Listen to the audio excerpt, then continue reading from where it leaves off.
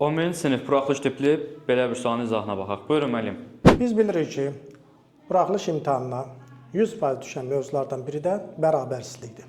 Belə bir bərabərsizliyin həllinə baxaq.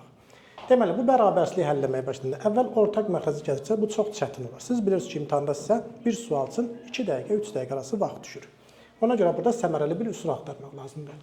Biz bu kəsirlərə baxırıq, 1 bölünsün x çıx 7 və 1 bölünsün 7 çıx x. Bunları eyniləşdirə bilərik. Deməli, mən nə edirəm burada?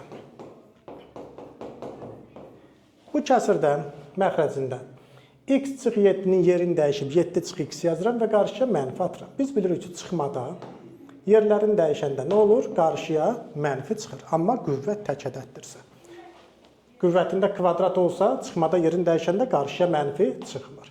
Bunun qüvvəti nədir? Yazılmayıbsa 1-dir. Ona görə çıxmada yerini dəyişib qarşıya mənfi atıram. Digərlərin olduğu kimi köçürdürəm. 1 bölünsün 7 çıx x üstəgəl 12. Sonra baxıram ki, mənfi 1 bölünsün 7 çıx x, mənfi 1 bölünsün 7 çıx x. Bunu sol tərəfə keçəndə bunlar bir-biri ilə islah olunacaq. Yerdə qaldı nə?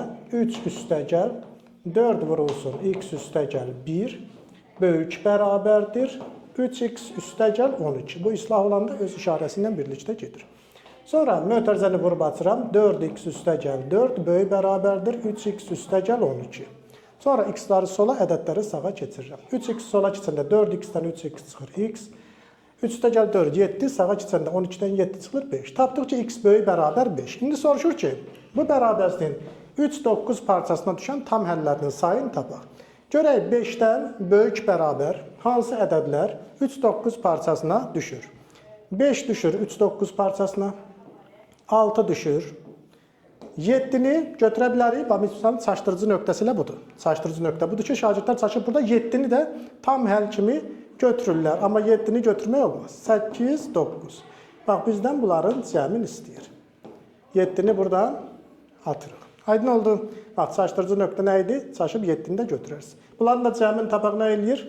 14, 14. Doğru cavabımız nə eləyir? 28. Dərslərimizə qoşulmaq üçün 055 597 0151 nömrəsi ilə əlaqə saxlaya bilərsiniz. Bu arada səhifəni izləməyi də unutmayın.